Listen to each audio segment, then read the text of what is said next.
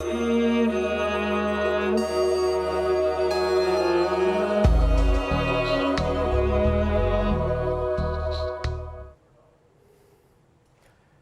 Nation पर आपके साथ मैं हूं राकेश पांडे। अपनी अदाकारी से सबको रुलाने वाले दिलीप कुमार आज सबको रुलाकर इस दुनिया को छोड़कर चले गए। बड़ी खबर यह है कि दिलीप कुमार अब इस दुनिया में नहीं है। उनके ट्विटर हैंडल से उनके परिजनों ने ट्वीट कर इस दुखद खबर की जानकारी दी है। फैजल फारूकी, जो कि उनके पारिवारिक मित्र भी रहे हैं, उन्होंने उनके ट्विटर हैंडल से ये ट्वीट किया। बहुत गम और भारी दिल से मैं ये बता रहा हूं कि हमारे प्रिय दिलीप साहब का कुछ मिनट पहले निधन हो गया। हम ईश्वर की तरफ से आते हैं और उसी की तरफ वापस लौट जाते हैं। फैजल फारूकी, जो कि पारिवारिक मित्र भी हैं, उन्होंने दिलीप कुमार साहब के ट्विटर हैंडल से ये ट्वीट किया है और ये ट्वीट इस वक्त हम आपको दिखा भी रहे हैं। हालांकि 2 दिन पहले ही इनके ट्विटर हैंडल से एक और ट्वीट किया गया था और उसमें इस बात की जानकारी ये दी गई थी कि अब उनकी सेहत में सुधार हो रहा है। पिछले 8 दिनों से आईसीयू में भर्ती थे और जो कंडीशन इंप्रूव हो रही थी उसके आधार पर उनके परिजनों ने भी उम्मीद जताई थी कि हो सकता है कि दिलीप कुमार साहब जल्द आईसीयू से बाहर आ जाएं। एक बार फिर से हंसते मुस्कुराते उनकी कोई तस्वीर सामने आ जाए। इससे पहले जो एक ट्वीट और किया गया था, जो पिंक शर्ट उनको काफ़ी पसंद थी, वो पिंक शर्ट में भी एक तस्वीर उनके ट्विटर हैंडल से पोस्ट की गई थी। तो ये यादें हैं। लेकिन अभी की जो बुरी खबर है, अब से थोड़ी देर पहले उनके ट्विटर हैंडल से फैजल फारूकी, जो कि पारिवारिक मित्र हैं, उन्होंने ट्वीट किया है। बहुत गम और भारी दिल से मैं ये बता रहा हूँ कि हमारे प्रिय दिलीप साहब का कुछ मिनट पहले निधन हो गया। हम ईश्वर की तरफ से आते हैं और उन्हीं की तरफ वापस लौट जाते हैं।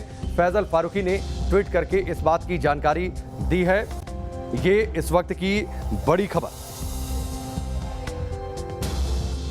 ठीक सुबह 7:30 बजे हिंदुजा अस्पताल में आखिरी सांस ली दिलीप कुमार ने। 11 दिसंबर 1922 को पेशावर में जन्म हुआ था। स्वतंत्रता के पहले तब ब्रिटिश इंडिया के नाम से जाना जाता था। पाकिस्तान में ट्रेजेडी किंग के नाम से मशहूर थे दिलीप साहब। जब अदाकारी वो करते थे, सैड मोमेंट पर जो लोग उनकी फिल्में देख रहे होते थे, फिल्में देखकर वो रो दिया करते थे। लेकिन आज की जो सुबह है वो लोगों को रुलाने वाली सुबह साबित हुई है। 98 साल की उम्र में आखिरी सांस ली है दिलीप कुमार ने। लंबे समय से उनकी तबीयत ठीक नहीं थी, कई बार हॉस्पिटल में भर्ती कराना पड़ा था। पिछले 1 महीने में 2 बार अस्पताल में भर्ती करवाया गया। 5 जुलाई को, यानी 2 दिन पहले, उनके ट्विटर हैंडल से भी उनकी हेल्थ पर अपडेट दिया गया। उनकी पत्नी सायरा बानो ने बताया था कि दिलीप साहब की तबीयत में सुधार हो रहा है। लेकिन आज की बुरी खबर यह है कि दिलीप कुमार साहब अब इस दुनिया में नहीं हैं। दिलीप कुमार का असली नाम मोहम्मद यूसुफ खान था। 1922 में पाकिस्तान में उनका जन्म हुआ था और जब भी उनकी चर्चा आती है, ये देखिए हाल फिलहाल की कुछ तस्वीरें जो सामने आई हैं। कुछ तस्वीरें उनके ट्विटर हैंडल से पोस्ट की गई थी। कुछ समय पहले जब उन्हें हॉस्पिटल में एडमिट करवाया जाता था तो उनके हेल्थ पर जो अपडेट दिया जाता था, लगातार आती तस्वीरें इस बात की तस्दीक कर रही थी कि तेजी से उनके स्वास्थ्य में गिरावट आ रही है। उम्र की वजह से जो बीमारियां होती हैं वो बीमारियां अपनी जगह थी, लेकिन सांस लेने में भी थोड़ी बहुत परेशानी उन्हें महसूस हुई। और लगातार जैसे ही ये खबर लोगों को मिल रही है, लोग शोक संवेदना अपनी व्यक्त कर रहे हैं। राजनाथ सिंह ने भी थोड़ी देर पहले ट्वीट किया है। दिलीप कुमार के निधन पर राजनाथ सिंह ने दुख जताया है। दिलीप जी का जाना सिनेमा जगत के लिए एक बड़ा नुकसान है, बड़ी क्षति है। राजनाथ सिंह ने ये बातें ट्वीट करके कही हैं। दिलीप कुमार का असली नाम मोहम्मद यूसुफ खान था। जब भी उनकी अदाकारी की बातचीत आती है, ज्वार भाटा की चर्चा होती है, अंदाज, आन, देवदास, आज़ाद, मुगले आजम, गंगा जमुना, क्रांति 1981 में फिल्म आई थी, कर्मा, सौदागर समेत करीब 50 से ज़्यादा, करीबन 60 फिल्मों में काम किया दिलीप कुमार ने। और अदाकारी की दुनिया में जितने बड़े सम्मान होते हैं वो सारे बड़े सम्मान उनको दिए गए। चाहे वो फिल्म फेयर अवार्ड की बातचीत हो, 8 बार बेस्ट एक्टर के लिए उन्हें यह अवार्ड मिला। हिंदी सिनेमा का जो सबसे बड़ा सम्मान है दादा साहब फाल्के, इससे भी उन्हें सम्मानित किया गया। 2015 में सरकार ने उन्हें देश के दूसरे सबसे बड़े सम्मान पद्म भूषण से भी सम्मानित किया। राहुल गांधी ने भी अब से थोड़ी देर पहले ट्वीट करके अपनी श्रद्धांजलि दी है। दिलीप कुमार के परिवार, दोस्तों और चाहने वालों को मेरी हार्दिक सांत्वना। हिंदी सिनेमा में उनका योगदान पीढ़ियों तक याद रखा जाएगा। लेकिन पिछला जो कुछ समय था वो दिलीप कुमार साहब के परिवार के लिए बहुत बेहतर नहीं चल रहा था, क्योंकि पिछले साल कोरोना की वजह से उनके 2 भाइयों का इंतकाल हो गया था। 21 अगस्त को 88 साल के असलम का और फिर 2 सितंबर को 90 साल के उनके एक और जो भाई थे एहसान, वो चल बसे थे। और इसी के चलते 11 अक्टूबर को मैरिज एनिवर्सरी होती है दिलीप कुमार साहब की। तब पिछली बार उनके परिवार ने इस एनिवर्सरी को सेलिब्रेट नहीं किया था, क्योंकि उनके परिवार में इस तरीके की बुरी खबरें सामने आई। लेकिन साल 2021 में आप देखिए, 7 जुलाई आज की तारीख बुरी तारीख साबित हुई है, जब दिलीप कुमार साहब खुद अब इस दुनिया में नहीं हैं। ये बड़ी और बुरी खबर इस वक्त की। और जैसे ही ये खबर लोगों तक पहुंच रही है, लोग शोक मग्न हैं, लोग अपनी संवेदनाएं व्यक्त कर रहे हैं। राजनाथ सिंह ने अब से थोड़ी देर पहले ट्वीट करके भी अपनी शोक संवेदना व्यक्त की है, अपनी श्रद्धांजलि दी है। राहुल गांधी ने भी ट्वीट किया आपसे थोड़ी देर पहले और इस बात का जिक्र किया कि उनके योगदान को हमेशा याद रखा जाएगा, पीढ़ियां उनसे हमेशा प्रेरित होती रहेंगी। शोक की लहर है और जैसे ही अलग अलग हस्तियों को, अलग अलग क्षेत्र से जुड़ी हस्तियों को उनके निधन की जानकारी मिल रही है, लोग अपनी शोक संवेदना व्यक्त कर रहे हैं। 2 दिन पहले ही उनके हेल्थ को लेकर अपडेट आया था और तब शायद एक उम्मीद जगी थी उनके प्रशंसकों में कि जब हेल्थ में सुधार हो रहा है, स्वास्थ्य में सुधार हो रहा है, तो हो सकता है दिलीप कुमार साहब पिछले कुछ बार की तरह एक बार फिर अस्पताल से अपनी जंग जीतकर वापस लौट आए। 11 दिसंबर 1922 को पेशावर में उनका जन्म हुआ था। पढ़ाई उन्होंने नासिक में की थी। राजकुमार के दोस्त वो बचपन में ही बन गए थे और वहीं से एक तरीके से उनके फिल्मी करियर की शुरुआत भी हो गई थी। 1944 में उन्होंने फिल्म ज्वार-भाटा में काम किया था, लेकिन तब इस फिल्म की बहुत ज़्यादा चर्चा नहीं हो पाई थी। 5 दशक तक उन्होंने फिल्म इंडस्ट्री में एक से बढ़कर एक फिल्में की हैं। वो हमेशा इस बात में विश्वास रखते थे कि फिल्में ज़्यादा ना हो, लेकिन फिल्में कम हो, बेहतरीन फिल्में हो, बेहतरीन रोल हो, वही वो फिल्में करना चाहते थे। कई फिल्मों के ऑफर को उन्होंने ठुकरा भी दिया था, क्योंकि लगातार वो इस बात की चर्चा करते थे। जब लोग उनसे पूछते थे कि आपने इस फिल्म को ठुकरा क्यों दिया, वो कहते थे कि फिल्में कम हो लेकिन बेहतर हो।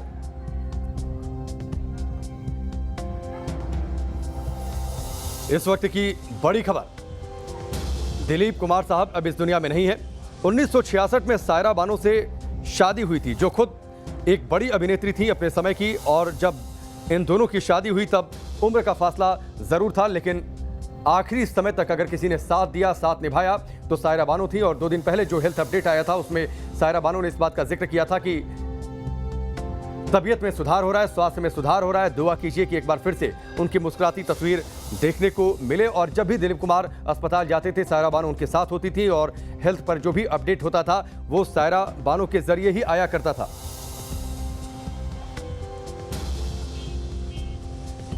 विकास हमारे सहयोगी हमारे साथ जुड़े हुए हैं, सीधे उनका रुख करते हैं। इस वक्त मौजूद है मुंबई में दिलीप कुमार के घर के बाहर से ही।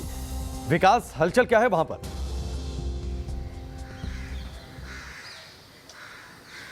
राकेश, देखिए, एक बियाबान सन्नाटा इस समय पसरा हुआ है दिलीप कुमार के घर पे।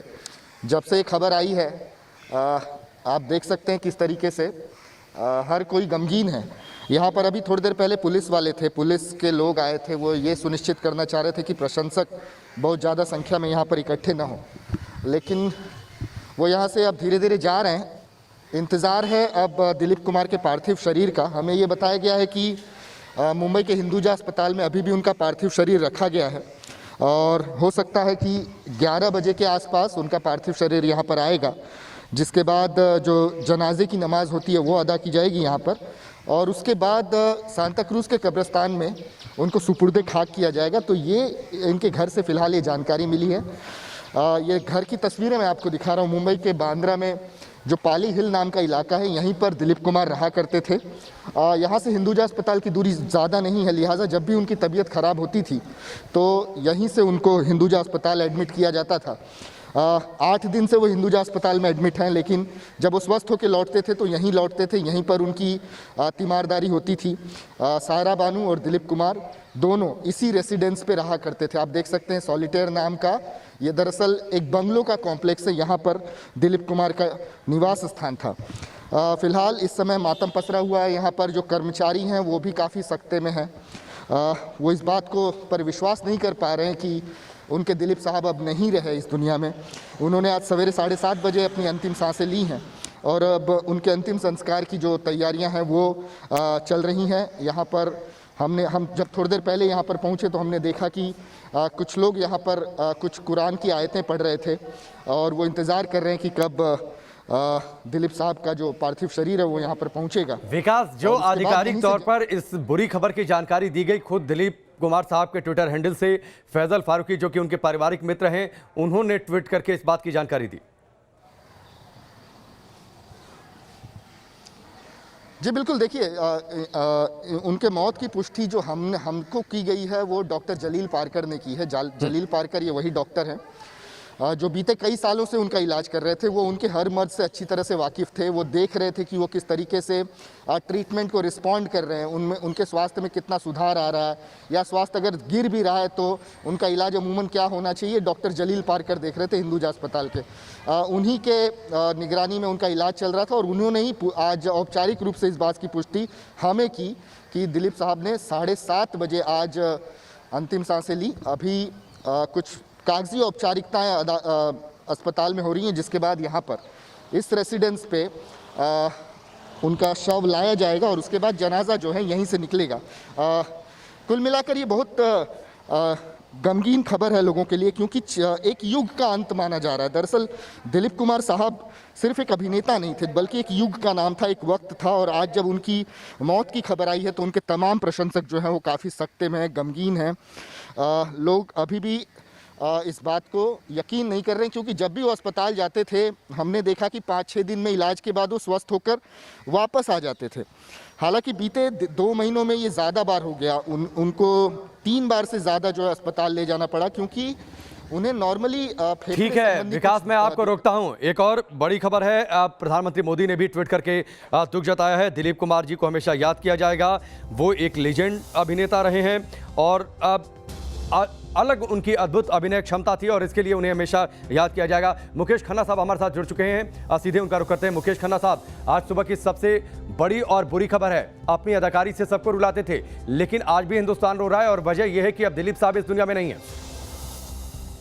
जी, मुझे नींद से उठाया गया। मैं बीच में कितने फोन आ रहे थे, मैंने कहा पता नहीं कौन कर रहे हैं फोन। फिर मैंने एक फोन उठा लिया और फिर ये दुखद खबर सुनने को मिली। मैं तभी से 15 मिनट से यही बात कर रहा हूँ। ये एक लॉस है हमारी इंडस्ट्री का, ये जो कभी भी मतलब उसको पूरा नहीं किया जा सकेगा। मैंने अभी थोड़ी देर पहले कहा था कि हमारी इंडस्ट्री का एक कोहिनूर का हीरा हमने खो दिया है। इनकी रिप्लेसमेंट नहीं हो सकती। ये अपने आप में इंस्टीट्यूशन थे।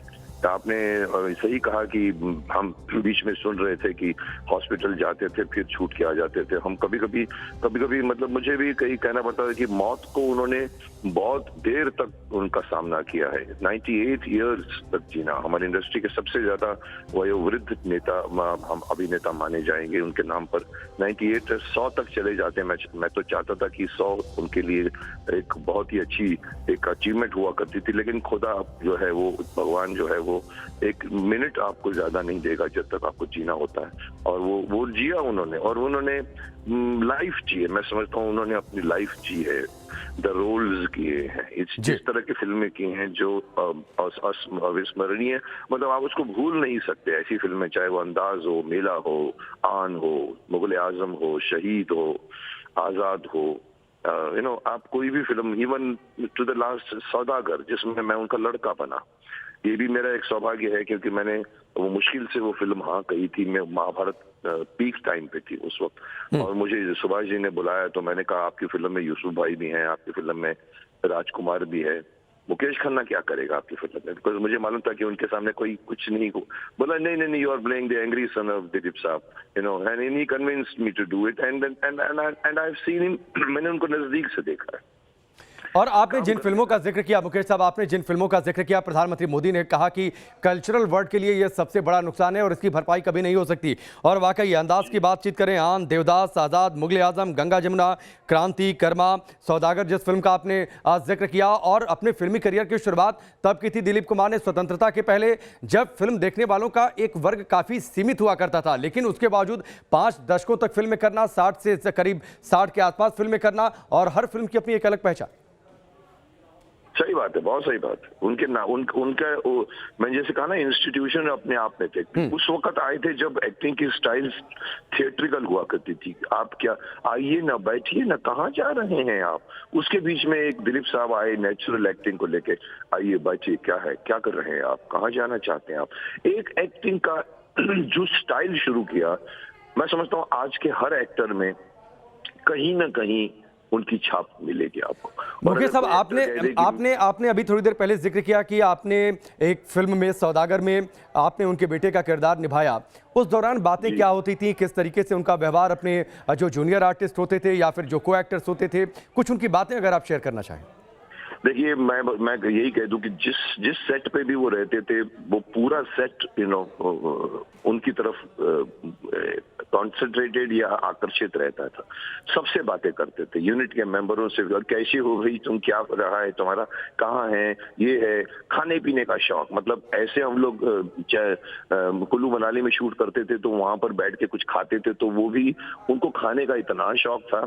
और वो छुपा के, मतलब शायद सायरा जी भी थी वहां पर शायद, और वो बोलते थे देखो वो देख तो नहीं रही हैं और उनको खाते रहते थे, उनका शौक था। उन्होंने लाइफ जी है।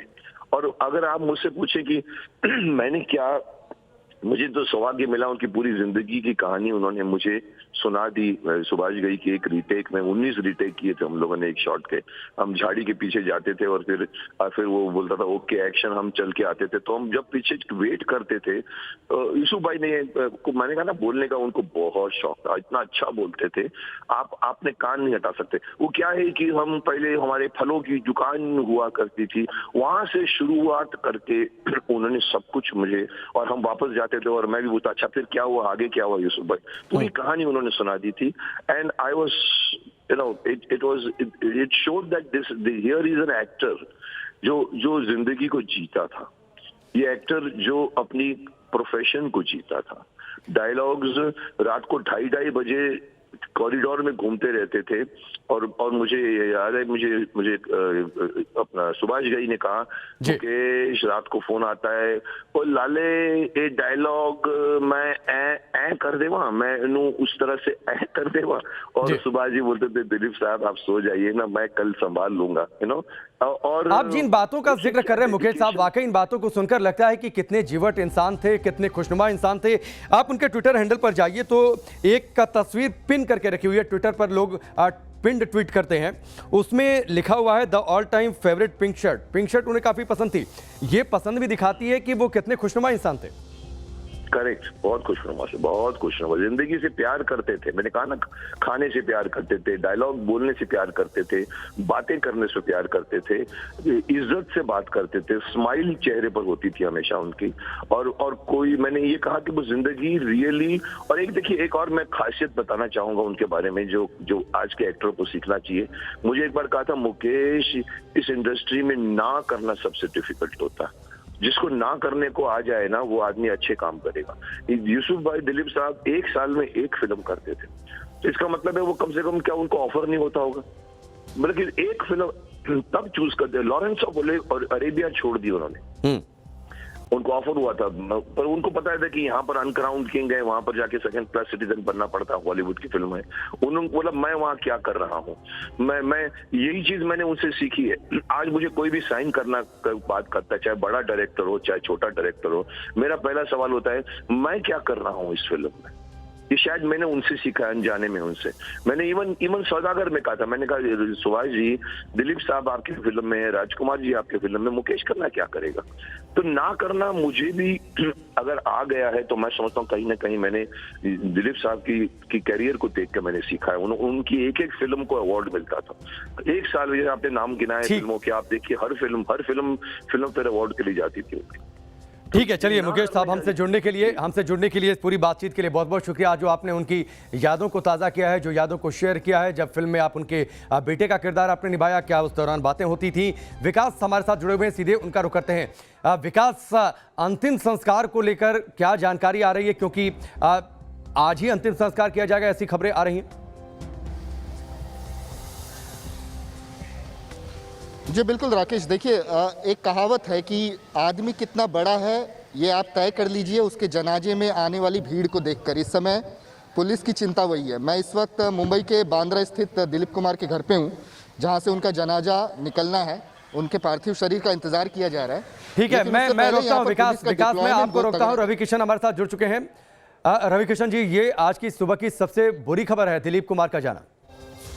जी, बहुत बड़ा अध्याय, एक्टिंग की बहुत बड़ी इमारत, मतलब जिनके हम सब लोग कायल थे। मुझे नहीं लगता हिंदुस्तान सिनेमा में दिलीप साहब के बाद जितने भी कलाकार आए जो न्यू एंट्रेंट रहे, उन्होंने उनको कॉपी किया, उनको जिया या उनके लिविंग लाइफस्टाइल को से प्रभावित हुए। मैं बड़ा भाग्यशाली रहा बहुत कम लोग जानते हैं, उन्होंने मेरे साथ एक फिल्म प्रोड्यूस की थी भोजपुरी, अब तो बन जा सजनवा हमार, और आउटडोर में काफी समय बीता उनके साथ, म्यूजिक सेटिंग में, स्क्रिप्ट में, वो स्क्रिप्ट को बहुत मानते थे और बहुत बहुत कुछ सीखा उन्होंने। वो मेरे साथ तो 8 महीने का दौर, 9 महीने का था। उनके घर अक्सर हम आते जाते रहते थे, लेकिन उन्होंने जब फिल्म बनाई तो उस वक्त हम काफी करीब हुए।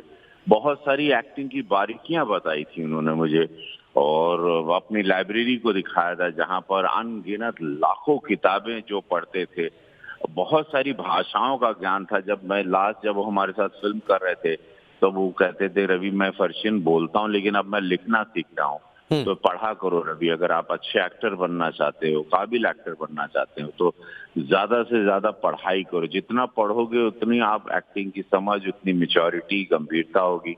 एक किस्सा उन्होंने बताया था हमको अपना, कि उनके फैमिली डॉक्टर को बाकायदा उनको ये बोलना पड़ा था कि सुनिए दिलीप साहब, आप लाइटर फिल्में करें, आप डार्क फिल्म इतनी मत करें, नहीं तो आप डिप्रेशन में चले जाएंगे। वो इतना डूब जाते थे।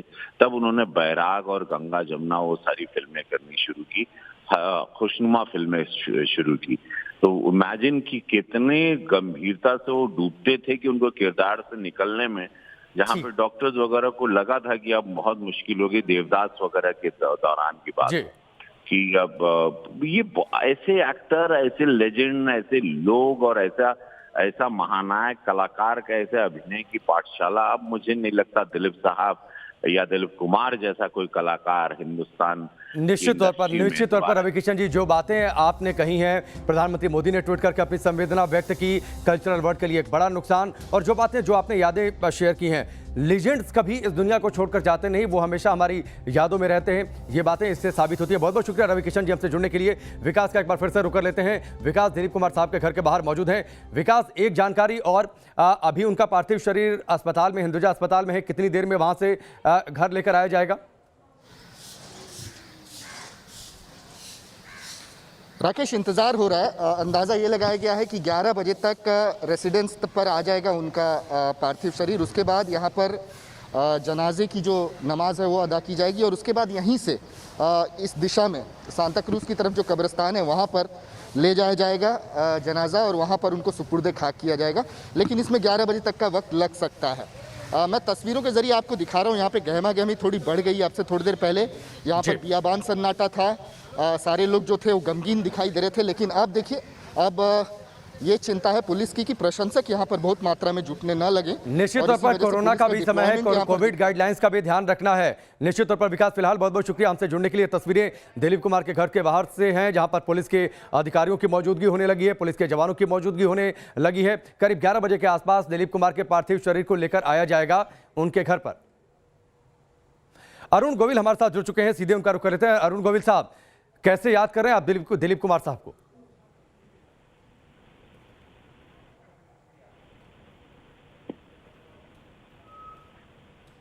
अरुण जी, आवाज आ रही है आपको? जी आ रही है। अरुण जी, दिलीप कुमार अब इस दुनिया में नहीं है, कैसे याद कर रहे हैं आप उन्हें? जी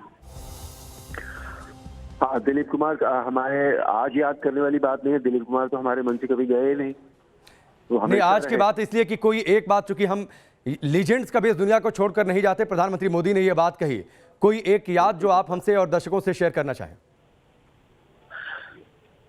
मैंने फिल्में देखना जो शुरू किया था वो दिलीप कुमार साहब की फिल्म से किया था। मैंने जो उनकी सबसे पहली फिल्म देखी थी वो थी शहीद, और उस फिल्म को भी मैंने कई बार देखा, और उसके बाद उनकी जितनी भी फिल्में आई वो सारी फिल्में मैंने देखी। मैं बहुत बड़ा उनका फैन रहा हूँ, बहुत बड़ा फैन हूँ। He was ultimate as far as an actor is concern. Maybe शायद वो ट्रेजेडी रही हो, या कॉमेडी रही हो, या एक्शन रहा हो, या ड्रामा रहा हो। I mean, films like Devdas, Ganga Jamuna, Ram और श्याम, शक्ति, सौदागर, अमर, ये सब फिल्में कौन भूल सकता है उनको। It was ultimate। और मुझे लगता है हम जितने भी एक्टर्स इस फिल्म इंडस्ट्री में आते हैं, कहीं ना कहीं दिलीप कुमार साहब से मुतासिर जरूर होते हैं, उनसे इंस्पायर जरूर होते हैं। और बहुत सारे तो हमारे एक्टर्स ऐसे हैं जो स्टार भी हैं इस समय, उन्होंने लिटरली दिलीप साहब को उन्होंने कॉपी भी किया। जी। तो he was such a great actor और उनसे कई बार मिलना हुआ। काम मैं नहीं कर पाया उनके साथ, ये मेरे लिए मेरा ठीक है अरुण जी, हमसे जुड़ने के लिए, पूरी बातचीत के लिए आपका बहुत बहुत शुक्रिया।